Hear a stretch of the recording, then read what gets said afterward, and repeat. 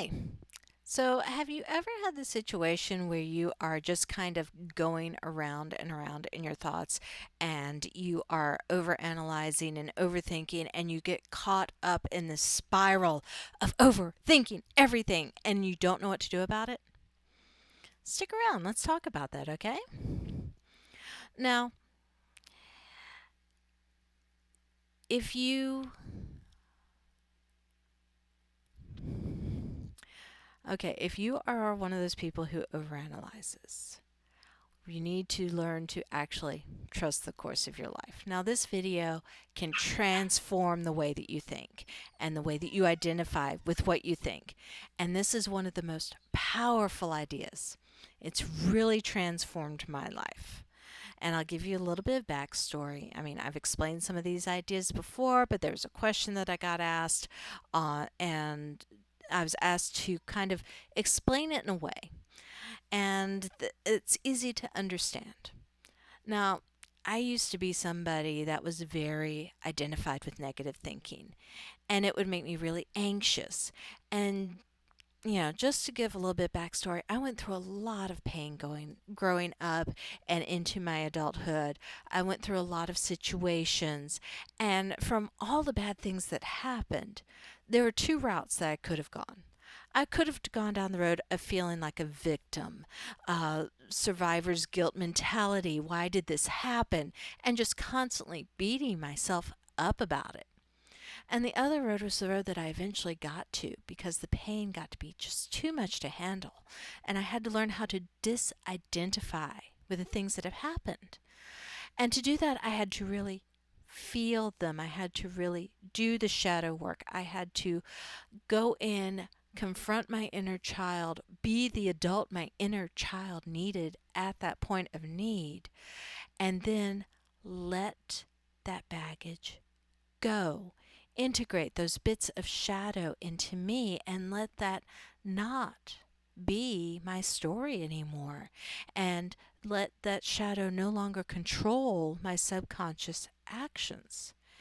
And the way I did that was in learning to meditate and learning to stay focused on what I was doing and on trying to control my thoughts. And I was trying so hard to control my thoughts, keep your thoughts as pure as the water, And that's when I realized that I was sabotaging myself. I was so focused on controlling my thoughts. But the more I tried to control what I was thinking, the more it was actually resisting. The more I was actually getting into a state of me versus me. It was like there was just this resistance that was naturally building.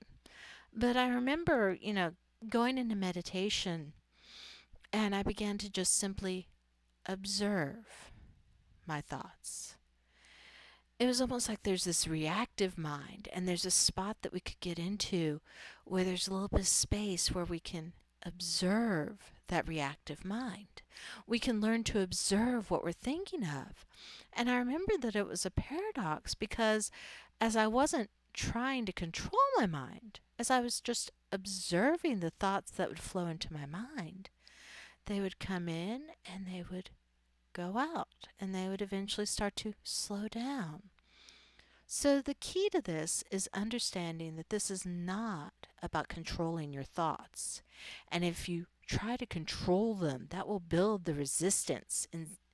And instead, you need to allow your thoughts to be there, observe them from a neutral place in order to understand them. Now, to understand what I mean by a neutral place, imagine that you're sitting at a park on a park bench and you're just there observing your surroundings, just relaxing. You watch what people walk by and you're observing them walk by. You're not judging them, you're not putting labels to them. And if you do put a label on them, you're not identified with it. If you realize the guy you thought was a banker is actually a car salesman, it's not going to bother you. You just observe what's happening now. If a dog walks by, you would just observe the dog walking by. You wouldn't follow the dog. You wouldn't try to tell the dog to move in a different way.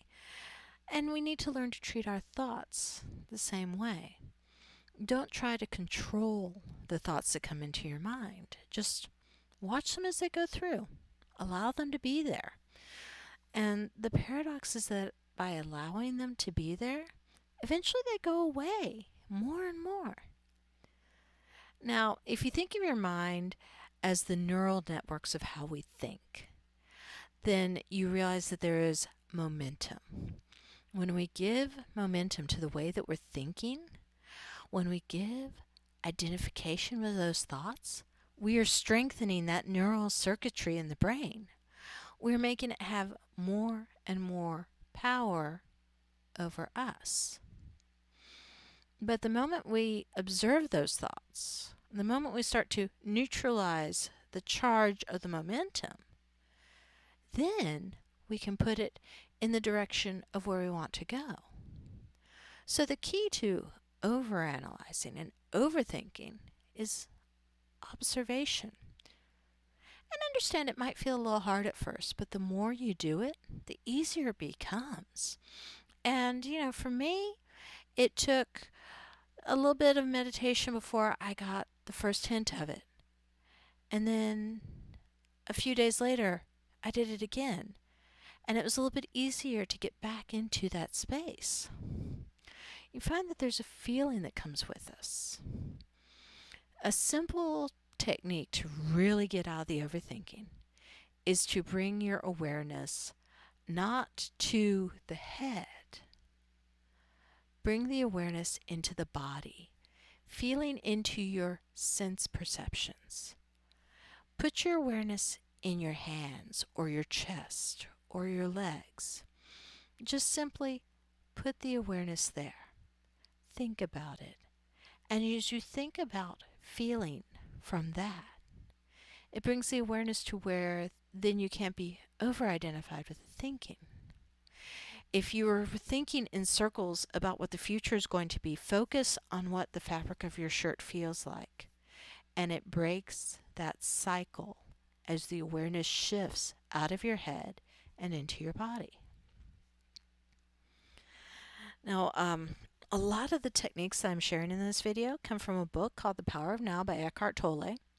And it's so very powerful because it is so simple. It really is so simple. But our mind wants complex strategies and complex techniques. And a lot of what I share here, I'm taking these really complex ideas and I'm breaking them down into a simple strategy so that we can understand it, because then it becomes practical. Then we can apply it. So the next time you find yourself with a momentum of overthinking, start to observe the thoughts. Let them be there. Don't resist it. Allow it. And watch how, with time, they begin to have less activity. And more you get to the space of observation. And that's a very good feeling. That's what they call present. You become present to the moment. Now, the other part of this is letting go of the self-image and the label of you being somebody that overthinks and somebody that overanalyzes. When you think of yourself, do you put that label on yourself of, I think too much, I overanalyze? And if you do, that's okay.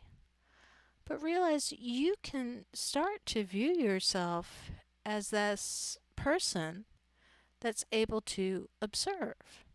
And as you observe that part of yourself, you'll start to get the feeling that that's who you are.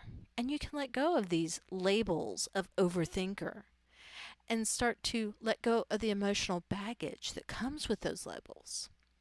And then you can start to identify with being somebody that responds rather than reacts. And there's a huge difference in that.